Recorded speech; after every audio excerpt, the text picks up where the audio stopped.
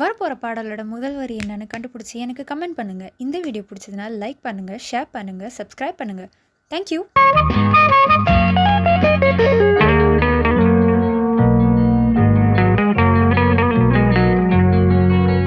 பூக்களின் கருவறையில் பிறந்தவள் நீயா?